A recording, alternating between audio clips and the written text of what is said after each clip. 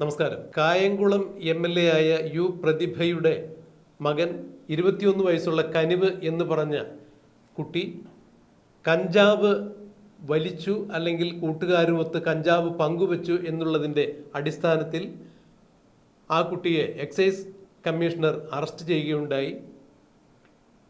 എന്നാൽ തൻ്റെ മകനും കൂട്ടുകാരും ഒരു സ്ഥലത്ത് വെറുതെ കാറ്റുകൊണ്ടിരുന്നു കഴിഞ്ഞപ്പോൾ എക്സൈസ് സംഘം അവരെ മനഃപൂർവ്വം ആരുടെയോ പ്രേരണയനുസരിച്ച് പിടിച്ചു കൊണ്ടുപോയതാണ്. തന്നോടുള്ള രാഷ്ട്രീയ വിരോധം തീർക്കുവാൻ വേണ്ടി തൻ്റെ മകനെ ഇത്തരം കാര്യങ്ങളിലേക്ക് വലിച്ചിഴച്ചതാണ് എന്നാണ് കായംകുളം MLA ആയ യു പ്രതിഭ പറഞ്ഞത്.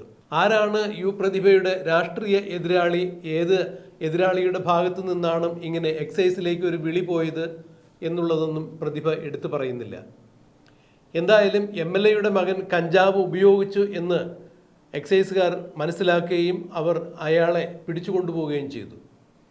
എന്നാൽ ഇയാളെ ജാമ്യത്തിലെടുക്കുവാൻ വേണ്ടി താൻ പോയില്ല എന്നാണ് പ്രതിഭ പറഞ്ഞത്.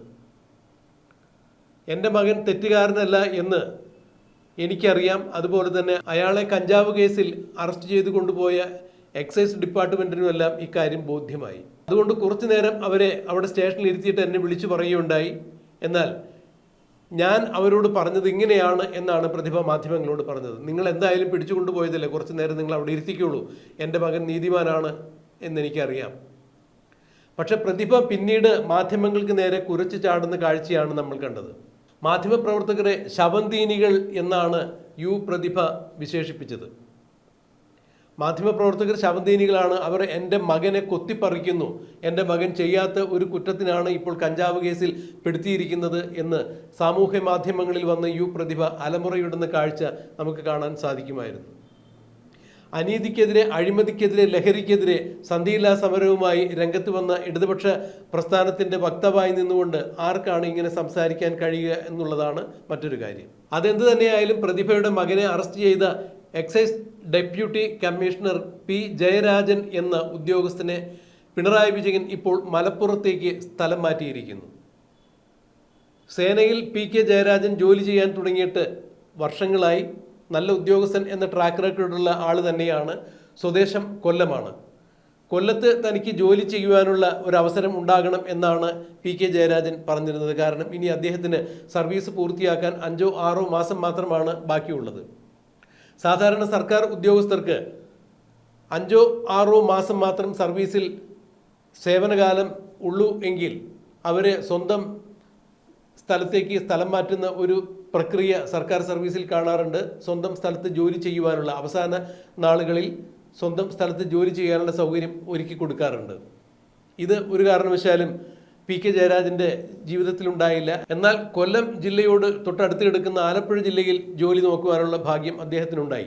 പക്ഷേ ഇപ്പോൾ യു പ്രതിഭ MLAയുടെ മകനെതിരെ കഞ്ചാവ് കേസ് എടുത്തു എന്നുള്ളതിൻ്റെ ഒറ്റ കാരണത്താൽ അദ്ദേഹത്തെ മലപ്പുറത്തേക്ക് സ്ഥലം മാറ്റിയിരിക്കുന്നു എന്നുള്ളതാണ് എടുത്തു പറയേണ്ട വസ്തുത. സർവീസിൽ ഇനി 5-6 മാസം മാത്രമാണ് അദ്ദേഹത്തിന് അവശേഷിക്കുന്നത് എന്ന് പറയുമ്പോൾ സർക്കാർ സംവിധാനങ്ങൾക്കെതിരെ അല്ലെങ്കിൽ ഇടതുപക്ഷ ജനാധിപത്യ മുന്നണിക്കെതിരെ ആരെങ്കിലും അവർക്ക് ഇഷ്ടമല്ലാത്ത രീതിയിൽ ഒരു തീരുമാനം എടുത്തു കഴിഞ്ഞാൽ, അല്ലെങ്കിൽ ഇടതുപക്ഷ ജനാധിപത്യ മുന്നണിയുമായി ബന്ധപ്പെട്ട് നിൽക്കുന്ന ആർക്കെങ്കിലും എതിരെ ഒരു കേസെടുത്താൽ, നീതി നിർവഹിച്ചാൽ ഇടതുപക്ഷത്തിൻ്റെ നീതിയും ന്യായവുമെല്ലാം അവർ തീരുമാനിക്കും. അവിടെ മറ്റാർക്കും പങ്കില്ല. പോലീസോ എക്സൈസോ അവർ പറയുന്നത് കേട്ടുകൊള്ളണം എന്ന് തന്നെയാണ് ഇതിലൂടെ മനസ്സിലാക്കാൻ കഴിയുന്നത്.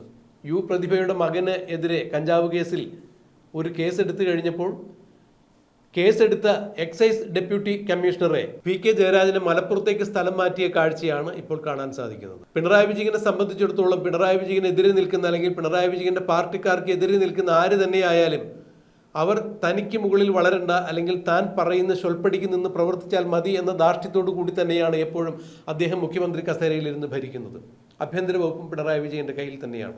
അതുകൊണ്ട് നാട്ടിൽ നീതിയും നിയമമെല്ലാം ഏതു തരത്തിൽ വ്യാഖ്യാനിക്കണം, ഏതു തരത്തിൽ നടപ്പാക്കണം എന്നുള്ളത് ആഭ്യന്തര വകുപ്പ് മന്ത്രിയുടെ ഓഫീസിൽ നിന്ന് കൊടുക്കുന്ന തിട്ടൂരത്തിനനുസരിച്ച് മാത്രം നടപ്പാക്കിയാൽ മതി എന്നുള്ള ധാരണയാണ് മുഖ്യമന്ത്രിക്കും ആഭ്യന്തര വകുപ്പിനും ഉള്ളത് എന്ന് തോന്നുന്നു. അതുകൊണ്ടാണല്ലോ എക്സൈസ് ഡെപ്യൂട്ടി കമ്മീഷണറെ ഇപ്പോൾ മലപ്പുറത്തേക്ക് സ്ഥലം മാറ്റിയിരിക്കുന്നത്. എന്നാൽ സാമൂഹ്യ മാധ്യമങ്ങളിലടക്കം പിണറായി വിജയൻ എക്സൈസ് ഡെപ്യൂട്ടി കമ്മീഷണറെ മലപ്പുറത്തേക്ക് സ്ഥലം മാറ്റിയതുമായി ബന്ധപ്പെട്ട നിരവധി കമന്റുകളാണ് വന്നുകൊണ്ടിരിക്കുന്നത്. പൊങ്കാലയ്ക്ക് സമാനമായ കമന്റുകളാണ് വന്നുകൊണ്ടിരിക്കുന്നത്.